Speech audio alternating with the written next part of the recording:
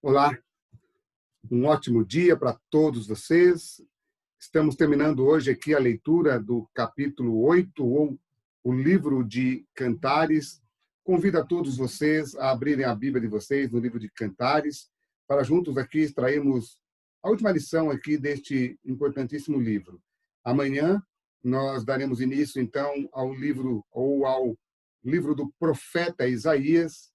Tenho certeza que vocês vão amar esse livro, que é um livro profético, tem muita coisa para nos ensinar, mas hoje vamos ler o capítulo 8 do livro de Cantares. Vamos então a uma rápida oração. Pai nosso que estás nos céus, louvado e exaltado seja o teu santo nome. Muito obrigado, Senhor Deus, por mais um dia de vida que o Senhor nos concede.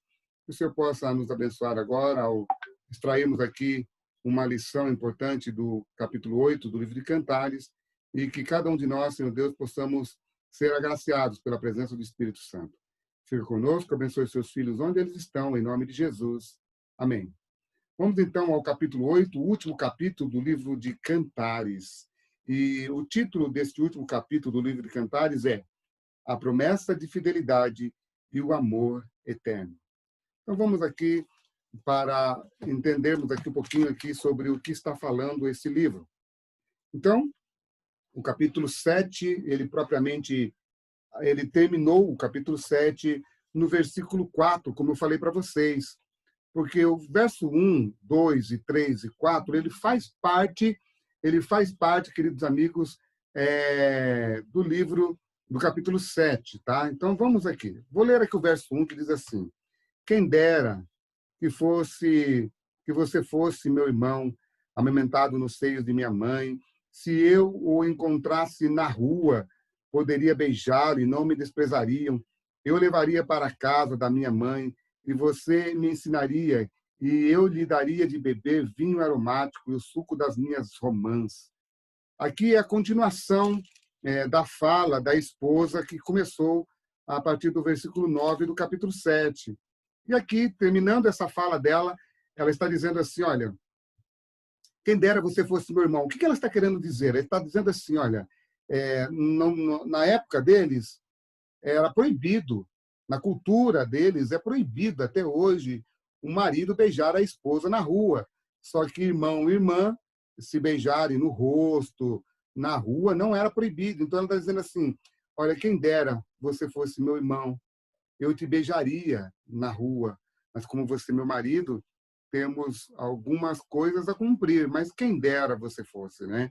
Aí, a partir do versículo 4, então vai começar aqui a ideia, o verso 4, verso 5, vai começar aqui então a ideia do título de hoje, que é A Promessa de Fidelidade e Amor Eterno. As filhas de Jerusalém eles veem o casal voltando ali para casa de sua viagem que eles fizeram. Lembra que eu falei para vocês da viagem que eles fazem ali no capítulo 7?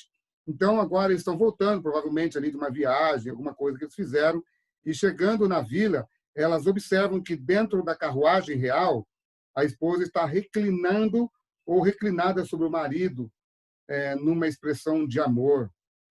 E ao chegarem à vila onde a esposa nasceu, eles veem ali uma grande macieira, e o rei lembra a sua amada de que da primeira vez que ele a viu, ela dormia à sombra daquela macieira.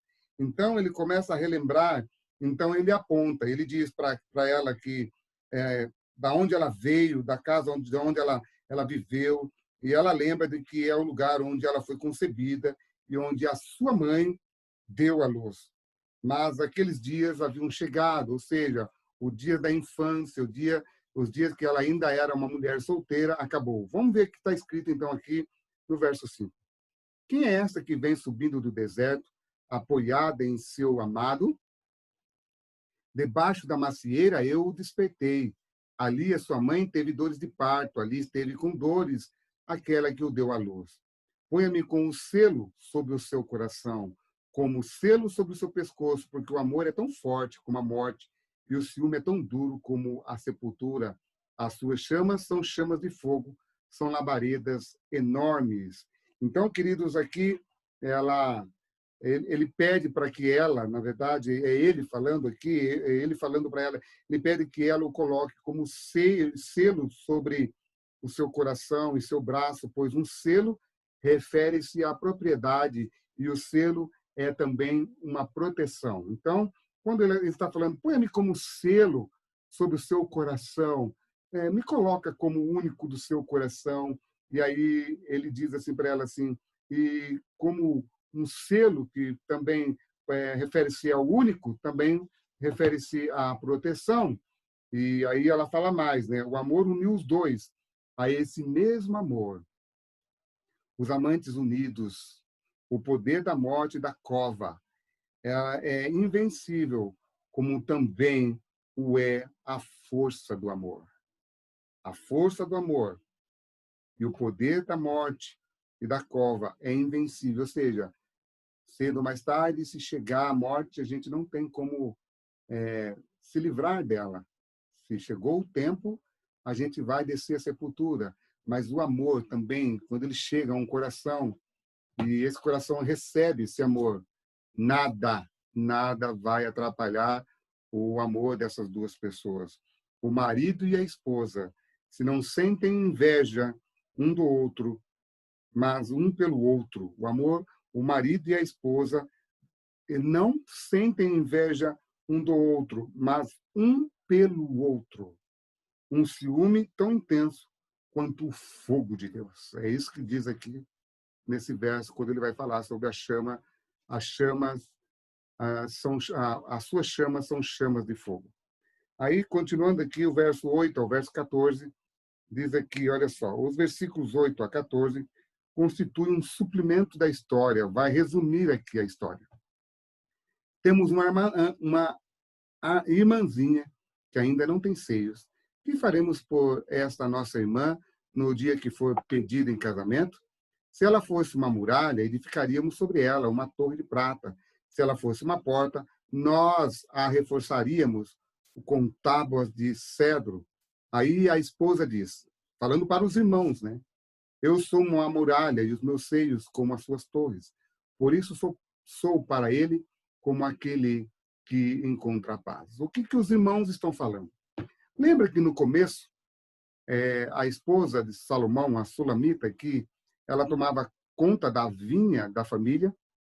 Agora eles estão perguntando, quem é que vai tomar conta da nossa vinha? Como? Quem é que nós vamos colocar ali? E aí ela está falando, né? Aí ela fala, eles estão falando de uma irmã. Vamos colocar aqui uma irmã e tal, que faça isso, faça aquilo. Aí ela vai falar, eu era assim, assim e assim. Agora, vou explicar para vocês o que significava ser uma muralha.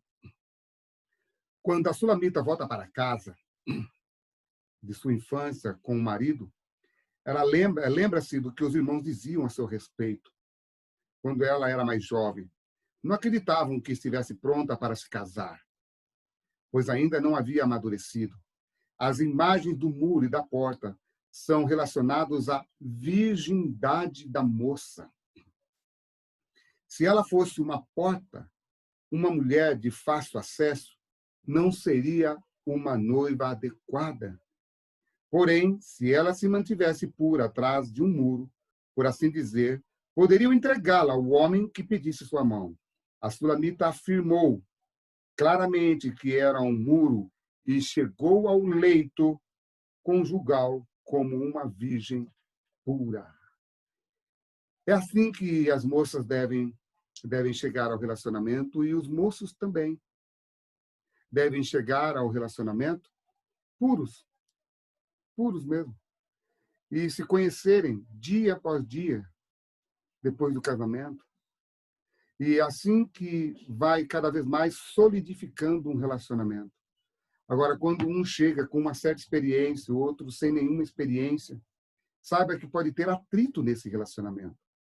Por isso que dentro de um relacionamento, você que ainda não é casado ou não é casada, você que ainda é um jovem ou uma jovem, se mantenha puro. A sociedade tem invertido os valores, dizendo que você precisa deitar-se na cama com a outra pessoa para que você possa conhecê-los antes do casamento. Isso é coisa satânica, isso não é coisa de Deus. O que Deus pede é que você rapaz, se mantenha puro para a sua esposa, e você, jovem, e você, moça, se mantenha pura para o seu marido. É isso que está acontecendo aqui neste capítulo, no capítulo 8. Ela está falando aqui como que os irmãos viam ela, no verso 8. Temos uma irmãzinha que ainda não tem seios. Eles meio que falavam, que tipo de mulher vai ser essa? Aí ela diz, eu sou uma muralha, e os meus seios como as suas torres. Por isso sou para ele como aquela que encontra a paz. Salomão teve uma vinha em Baal-Ramon. Ele a entregou a uns lavradores e cada um lhe trazia pelo seu fruto 1.000 moedas de prata. Ele arrendou a sua vinha. A minha vinha que me pertence, dessa cuido eu. Você, Salomão, terá as suas 1.000 moedas e os que guardam o fruto dela, as suas 200. Sabe que mulher arrojada, né? A minha vinha que me pertence, dessa cuidou. Que vinha agora que pertence a ela? Salomão. Você, Salomão, terá as suas 1.000 moedas. Não se preocupe mais com as suas vinhas. Se preocupe agora com o nosso relacionamento. Não deixe outras coisas invadir o seu relacionamento, para que o seu relacionamento não venha a ser fadado ao fracasso. Muitas pessoas falam que nós não deveríamos tratar de sexualidade no púlpito das nossas igrejas. Na verdade, se nós tratássemos dessas coisas mais veementemente, do jeito correto, tenho certeza que muitos casamentos estariam hoje mais sólidos do que antigamente. Muitos casamentos não teriam sido ruídos, não teriam sido desfeitos se cada um de nós tivéssemos tratado melhor dessa situação. Por isso, o livro de Cantares ele é primordial para o relacionamento. Eu acredito que se tratássemos com mais clareza a respeito do relacionamento entre um homem e uma mulher, teríamos muitos membros fortes da nossa igreja. Se nós tratássemos desse assunto com mais clareza, teríamos casais mais fortes na nossa igreja e assim teríamos uma liderança mais forte. Que Deus abençoe a todos vocês. Espero que o livro de Cantares tenha trazido coisas boas para vocês. E amanhã começaremos o livro de Isaías. Que Deus os abençoe e guarde em nome de Jesus. Amém.